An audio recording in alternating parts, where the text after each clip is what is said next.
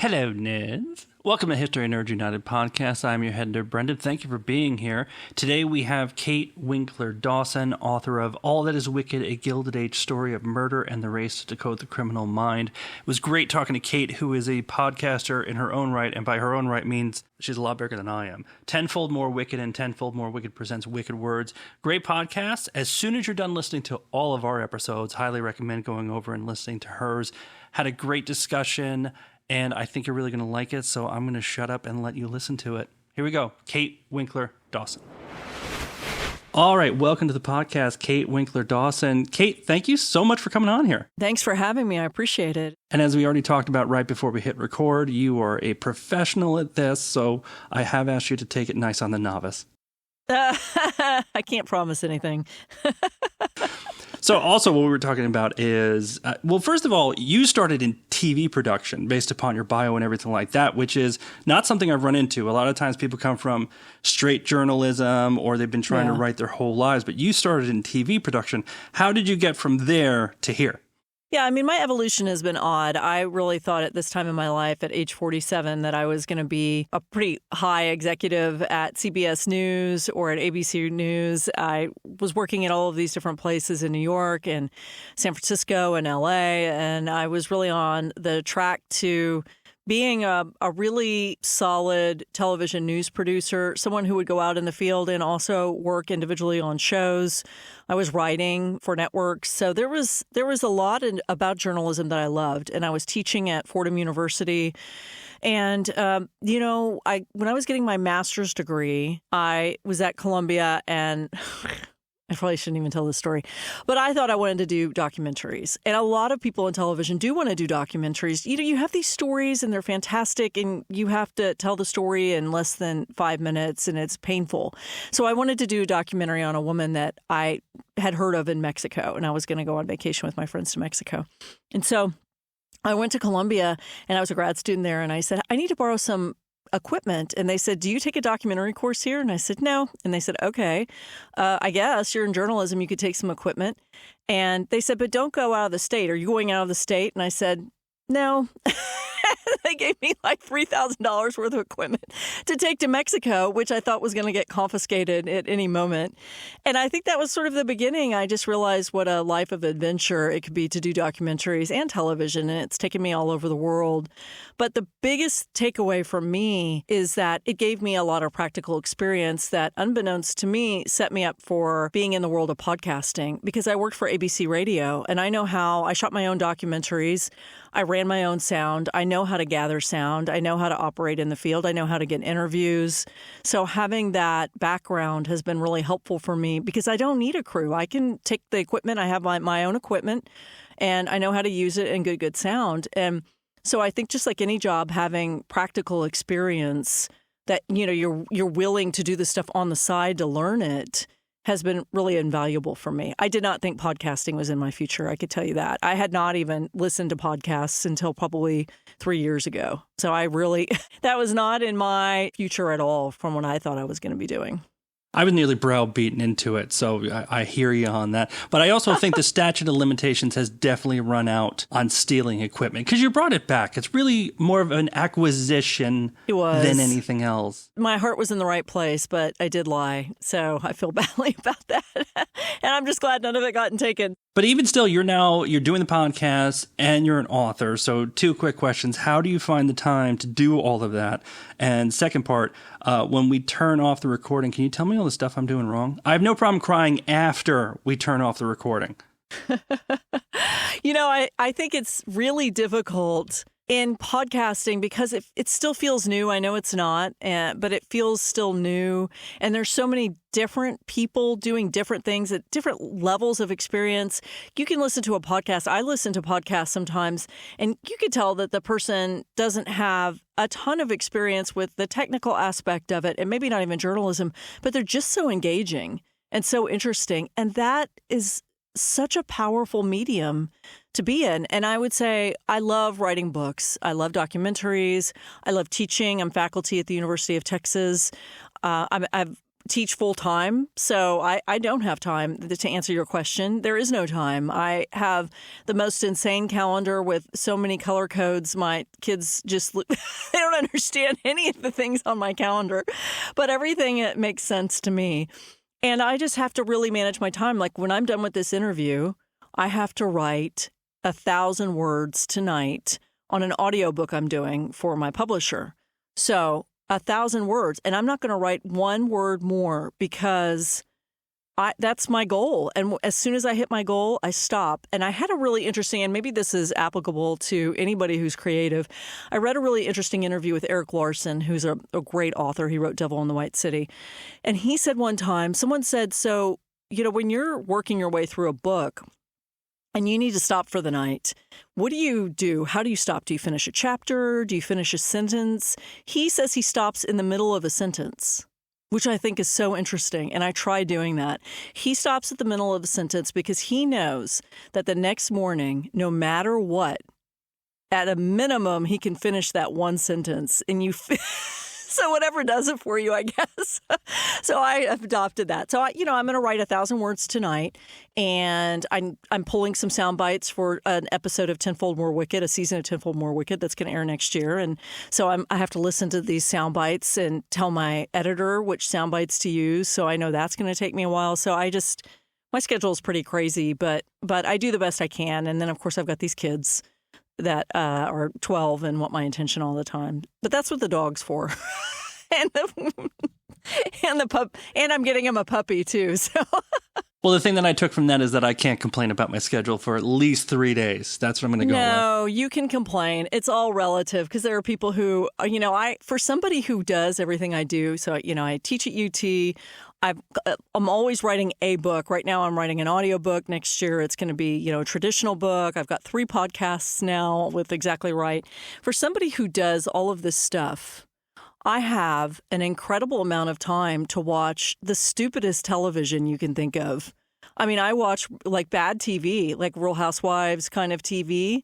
I was about to say, you need to name them. I want to hear them now. Well, I'll tell you what I'm watching, and I'm not going to say it's stupid because I think it's wonderful. It's the Indian Matchmaker TV series that was on Netflix. They have a new season out, and I just wasted about 2.5 hours today when I should have been doing voiceover work. I just wasted time watching it, but sometimes you have to do that. So you can't feel too sorry for me because I do take time to, work out and do things that I want to do. I see my parents every day. I go to my parents' house every day and hang out with them. So, yeah. It's about balance. That's not wasting time. It's self-care. That's what we say nowadays. It's self-care. It is self-care. It is.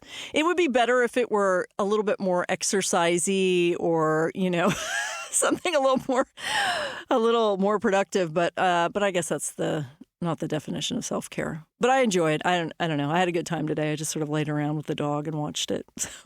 Well, I can nerd about podcasting with you the whole time, but let's get to why we're here. Okay. All That Is Wicked, a Gilded Age story of murder and the race to decode the criminal mind. True crime story. I really like this on a lot of levels because this is not a straight, here's the murder, here's what the guy was like, this is what happened after. There's a few different aspects of this, but what brought you to this story and what made you say, hey, this is a book that I need to write? So originally when I found out about Edward Rulloff, who is the subject of the book. Edward Rulloff was this man who was an expert in linguistics and just a brilliant person. And he was also a killer. And he was accused of killing 4 members of one family and then killing several more people. And some of the greatest minds of the 19th century sort of defended him and said, well, let's not put him to death because his brain is so valuable that we want, to at least preserve him so that he can finish this theory that he had started. So I had read about Rulloff for years, and I thought this is going to be a good book. And I hadn't developed it all that well. I put together a proposal. I sent it to my editor, who is at Penguin Random House at Putnam. And she said, I like the idea, but it needs to be developed more. And then she ended up buying what would become my second book, which is a book called American Sherlock about a forensic scientist. So I kind of forgot about Edward Rulloff. And when I decided that I wanted to try to do podcasting, and I thought, okay, well, this is the kind of podcast I had not really heard what the kind of show that Tenfold More Wicked is. I had not really heard that with the sound design, people walking through the snow, and the music. We have an original composer, and the storytelling, and of course talking to the relatives of these people who lived 200 years ago. I kept thinking, well, what stories am I going to pull from?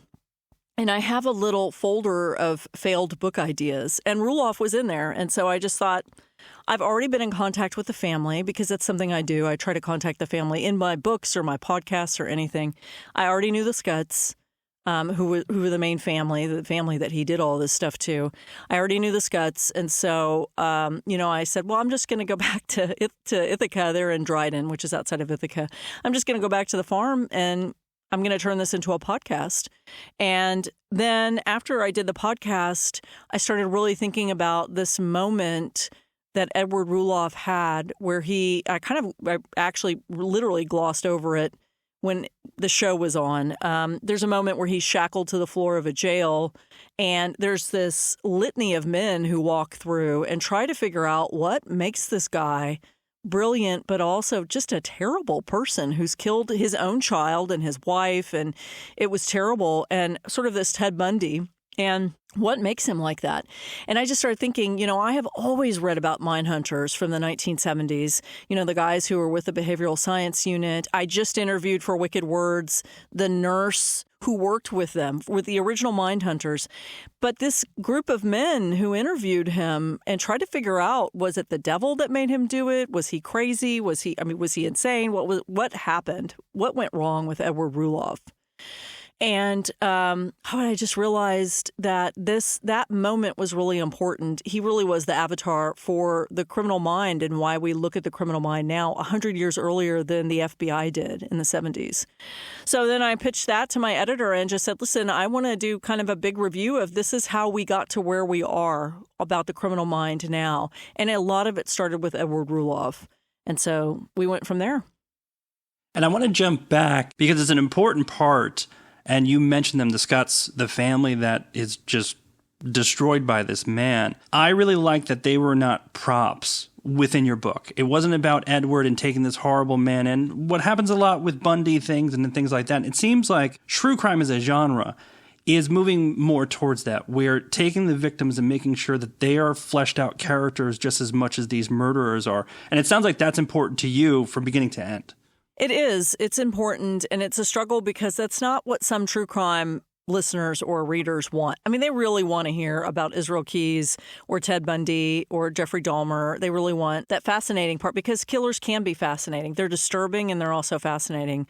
My challenge has always been to build up the real characters, the real people, in order to be as sort of compelling to draw you in as much as the killer does. In American Sherlock, which was my second book, it was very male-centric. The killers were men, the investigators were men, my forensic scientist was a man, and I had a big challenge of finding the women. Where are the women besides the dead wives?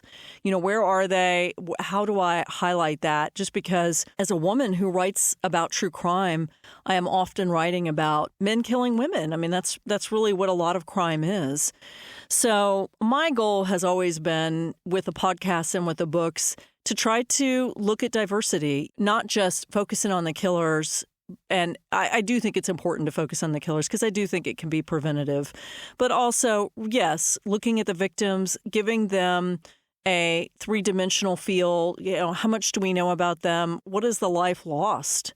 And I think that's really important. And also, I will tell you, this new show I'm doing a show with Paul Holes on the Exactly Right Network called Buried Bones. And we have always tried really hard to find people of color, people in marginalized communities to highlight those crimes also. And the struggle is real for the 1800s. It is really difficult to find. These cases were not reported on. If a person of color died in the 1800s in the United States, and many times in the early 1900s, it wasn't in the newspaper. It wasn't in police reports. It just never got reported. So now I'm working even harder to find those cases, which are even, more rare than the case where you can really highlight a victim.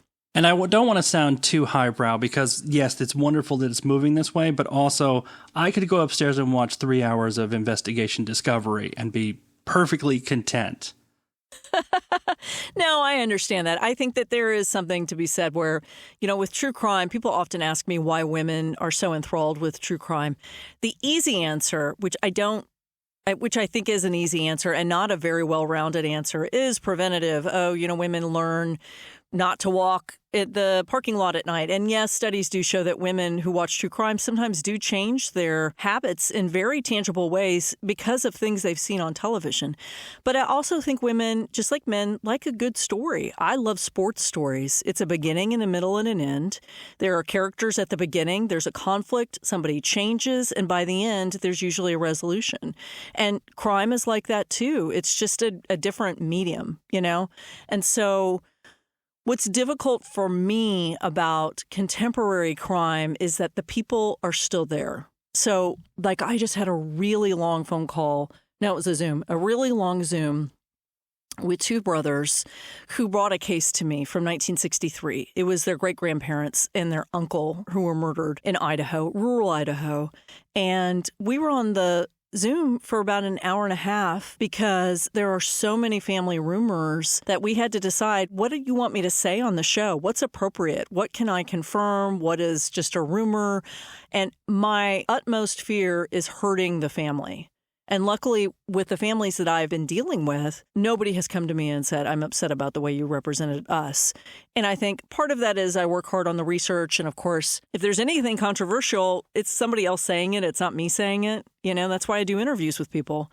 But with this family, I just said, you guys, this is why I don't work with living people, because I'm so scared of hurting a family member, and so we're just working hard to really sort out what's appropriate to talk about on Buried Bones when that episode comes up. Again, it just makes me uncomfortable, but they really need help. So that's why I'm doing it. But I don't know. I'm not sure I'm going to do this again. I really like dead people from the 1800s and 1910 and all that. So I have one from 1766. Actually, we're doing one from 1681 in a couple of weeks. Oh, that's going to be good. The further back you go, the more into it I get. I don't know what it is. Just being a history nerd, I guess. Well, Paul is so funny. Paul Holes is so funny because in our first episode, which is going to land September 14th, in our first episode, he says, I don't know. I don't know. Am I going to care about people from the 1800s? And the reality is you will, because I find a lot of information. We have a fantastic researcher, and I also find a lot of information to be able to explain what conflict or what happened that led to this particular murder, this particular crime. And throughout history, it's the same thing. It's money, it's love, it's sex, it's betrayal, it's just pure anger over something. Nothing changes between the 1500s and now. It's all the same stuff, and it's all relatable, and that's why I love history so much. And this book is really a perfect example of that. Edward Rulloff, he shows up with this family. He's, unfortunately, he's charming as hell. That comes through. And it's just, it could happen right now. He shows up, he's charming as hell. Couple of red flags. Some things seem off, but he's so charming, right? How bad could he possibly be? And he's really inserted himself into this family before people really start to catch on that there's something off with this dude. And it's real bad. And that could happen today just as much as it happened back in this time. Yeah, and I mean, I think we come back to the 19th century mind hunters. When you have a society like Victorian America, where people are really relying on your looks, number one, a killer looks like a killer. He looks disheveled and wild-eyed and wild-haired, and that's what a killer looks like to them. And they rely on the handshake. We're going to shake hands, and you make me a promise that you're not going to hurt me or hurt my family, and I believe it. And we don't really do that now. We're pretty suspicious. As a society, I would say we're pretty suspicious now, or we should be. And, in the 1800s, there was just a lot of faith that a man who spoke like 17 different languages and variations and was able to write in a perfect cursive, and just, he was absolutely brilliant. That was not going to be someone who would pose a physical threat, and he did. And he was incredibly manipulative. And it scared the bejesus out of people. I mean, it really did. It was so frightening for them. At any point in this book, he could be whatever he needed to be. He could be acting like an apex predator, narcissist, and then at the same time, utterly pathetic. If that's who was in front of him, they needed to see pathetic. He could turn that on in a second, and then all of a sudden he's a rage monster the next second. Well, and that's part of the psychopathy. You know, in the first season of Wicked Words, I interviewed Catherine Ramsland, who is a forensic psychologist. She's pretty well known. And she spent a lot of time with Dennis Rader, the BTK killer. And she said that he was trying to describe psychopathy and his self-reflection on who he was as a person. So she said he came in one day and sat down and he tossed at her this little paper cube that he had made her. And he had written on one side like church member, one side was public servant, one side was father, one side was husband, one side was serial killer.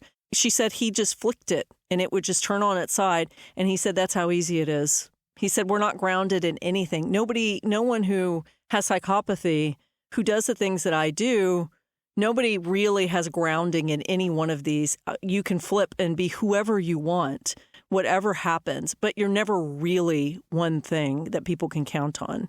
And I thought that was so interesting. And, you know, Rulloff and BTK and, you know, Edmund Kemper and all of these people who you associate with psychopathy, they all have this glibness about them. If you look at the hair checklist for psychopathy, I mean, you might see some people in your life who they check off some of those boxes. And I was talking about psychopathy the other day, and someone said, oh, there's, you know, people with psychopathy are never around. They're 2% of the population. Sure they are. They're around. There's a good chance that you've met somebody with psychopathy or antisocial personality disorder, more specifically. So I think that reading about somebody like that who presents perfectly as someone with antisocial personality disorder and narcissism from 1843, if that doesn't scare you, nothing will, because it's just reoccurring. It's the same people, different time period.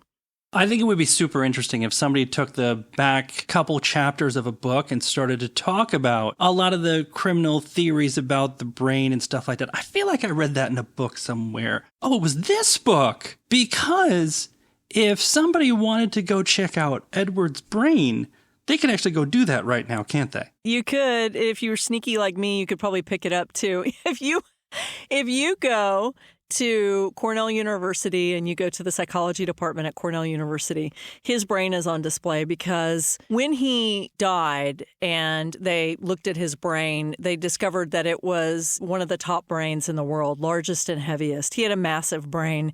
And it explained when he died because he was hanged. I don't think that's spoiling anything, and nobody's going to be shocked that he eventually was executed. Thank goodness. And it was, I think, confusing to the people in the audience because he was choked to death. And finally, what they figured out is, you know, he's got this massive brain and this massive head and really, really thick cords in his neck. He ended up being strangled. And so when they finally looked at his brain, it was enormous. And now we know that the size of your brain, it's not the size that matters. It's more of the quality. And I believe it's like, Einstein didn't have a ginormous brain, but he had lots of little neurons and things that were important.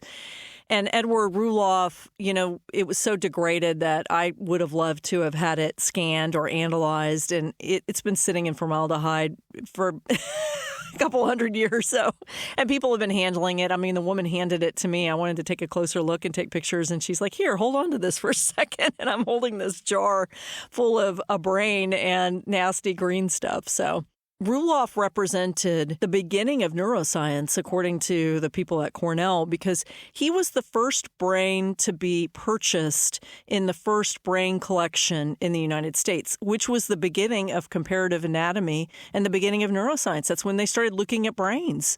And he was the first. So he was used to disprove that people of color, that women, that people with mental difficulties had inferior brains, because you could see with his brain and other people's brains the similarities. Despite his size, everybody had the similar folds, and so it was, comparative anatomy was such a big deal, and he was a part of it. And I will say that Edward Rulloff always thought that he would make history, and he thought that his brain was going to have an impact on the world, and it did. Makes this book great is you have a lot to work with because of a couple different things. But right off the bat, I want to ask this one. Is he one of the worst narcissists you've ever researched? Because he, to me, the way he was so pathetic. He was this and he was that. And, you know, a lot of narcissists, there's that grandiose sense of self, but it feels like he took it to another level. Is he top 5 for you on narcissists? Yeah, you know, he certainly was. And Edward was, I guess, technically a serial killer because he killed people and there was cooling off periods, but really he wasn't. He was what we would call a multiple murderer.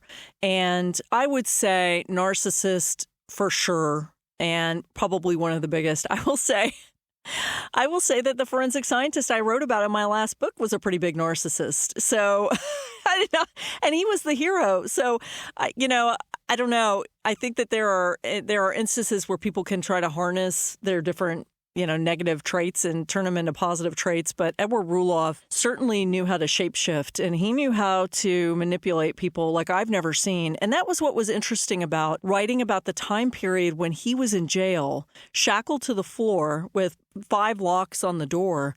And these men come in, theologians and psychiatrists, alienists, and there's a neuroscientist who came, and, there are 2 journalists, and they all come in and they talk to him and they hear virtually the same things.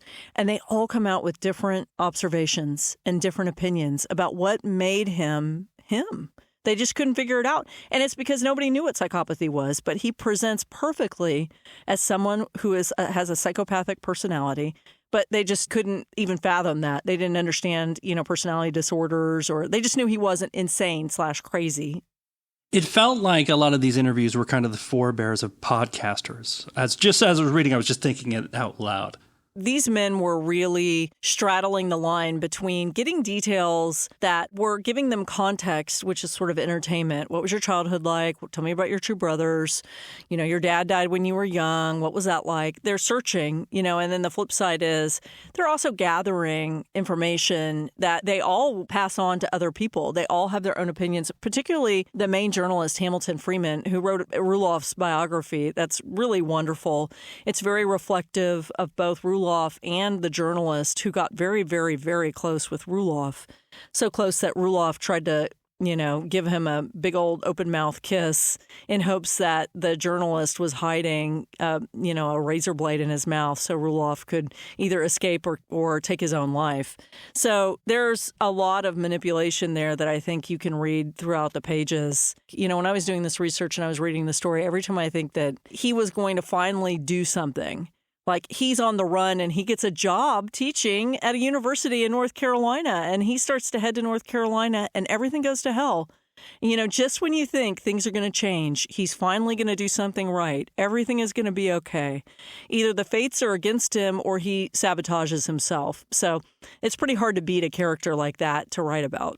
And a big piece of this, and I don't want to talk too deep into it, but a big piece of this, he has a theory on language. And I'm not going to go any further than to say theory, because you breadcrumb this thing through the book, and then when you unleash his full theory and put it to the light of day, it's horrifying and hilarious and a little bit of everything. So I don't want to ruin that for anybody, but how important was his theory of language to his longevity? If you take that piece out and he's just a very smart killer, are we still talking about him, or was that kind of the piece de resistance that made him that much more interesting? Well, I think a couple of things made him interesting. One was he was able to outwit a lot of people to try to get out of the noose, which he did.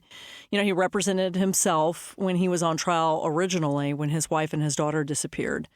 So I think the reason we're talking about him now is, of course, the claims that he made of being able to find this key to unlock the origin of the human language, which would essentially mean if I spoke fluent English, I could teach a Frenchman fluent English in 1 week, because Rulloff believed that there was a really mechanical, systematic way that languages were created. Like there's a key, and he thought he figured out the key, and he didn't figure out the key. That idea that he struck on, I think, was interesting because, I was just doing the audiobook for it now, and I was reading through Richard Mather, who was the language expert, the professor at the professor at Amherst College, who went to go visit him and who quizzed him on Greek and Latin and all of these, philosophical texts. And Mather said, listen, this theory is not so great. This guy is incredibly brilliant. He just doesn't have a good theory. And I think what made Rulloff really interesting, besides just being so intelligent and such a narcissist and somebody with psychopathy, obviously, is that the idea that he could solve a big problem in the world made the world make a decision, right? He has this thing. People are starting to get convinced that this theory actually could change a lot of things in linguistics. It's very powerful. It's an interesting idea. It's vague enough where you're not quite sure if it's worth it, but let's not kill him until we figure out if he can finish the theory and it turns into something that can be helpful. So the book kind of asks this question of what happened to the people 100 and something years ago. They had to ask the same question. If someone has something to offer so valuable and yet they're supposed to be put to death for something so terrible, what is their life worth? I mean, do we keep him alive and put him in an insane asylum, which is what they would call them back then, a mental health facility, and let him work out this theory? What do you do? And so you have people like Mark Twain and Horace Greeley, who was a politician in the 1800s, defending him. Mark Twain defended him. It's just interesting to see what lines people have when it comes to ethics and morality around the death penalty, but also just around, invention and intelligence and who in our society is worth what. And when it comes to science, I do like to jump back to things that obviously you look at them with today's eyes and they make no sense whatsoever. But if you read any sort of historical true crime, sooner or later, phrenology comes up. And it does a little bit here. Do me a favor, for the audience, just tell me, what is it and what were they trying to prove back then? Well, phrenology actually kind of makes sense in some ways. So the idea was that there were sort of two different kinds of phrenology. True phrenology would be, I would come over and put my hands on your forehead and find the bumps. And you could kind of correlate the bumps on your skull with the bumps underneath, which would correlate to the sections of your brain, which it was believed were connected to different parts of your personality. But the names were crazy. It was like, if you have more bumps in this section, that's the animal instinct section. Like people thought Rulloff had a very large animal instinct section, which is why he murdered people. But then there's a benevolence section. So if you got a bump at the back of your head near your neck, then you're probably a very giving person. And so this was, in a lot of ways, a justification for scientific racism. Because, if you think about somebody is reading a part of your body which you have no control over what your bumps are, where they are, that person can justify treating you in any way you want or they want based on these bumps.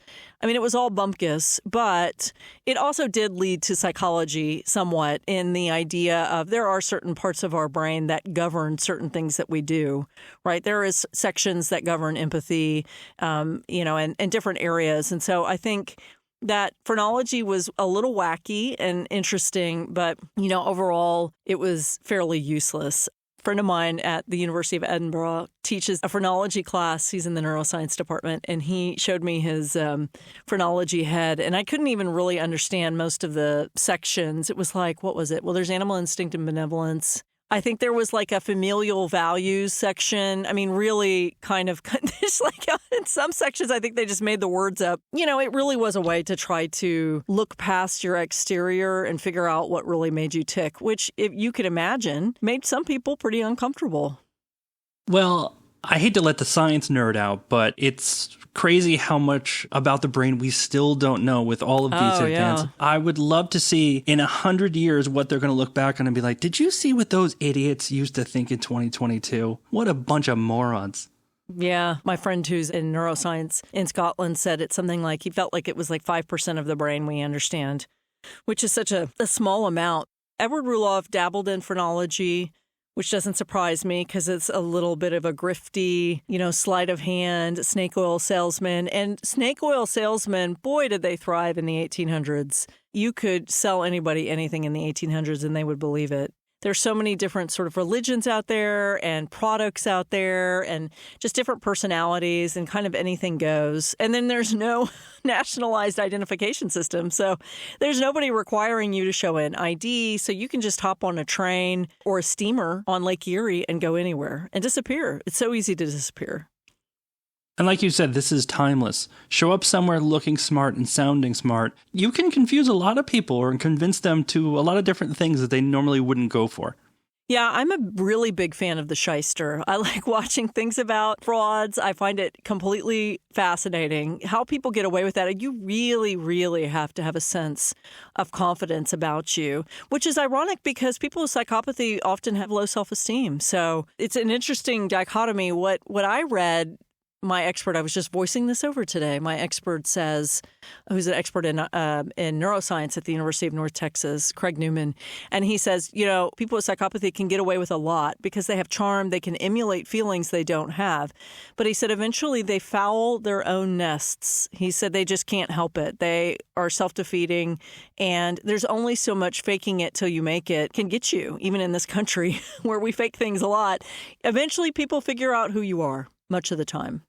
And if you are someone who has psychopathy, but you're the head of a corporation, then you might never ever get your comeuppance, because I can't remember the stat, but it's a little startling. So wait, what is it? Let me see if I get it right. It's in the book. 2% of the male population, the general male population, has psychopathy. 60-something% of the male population in prison has psychopathy.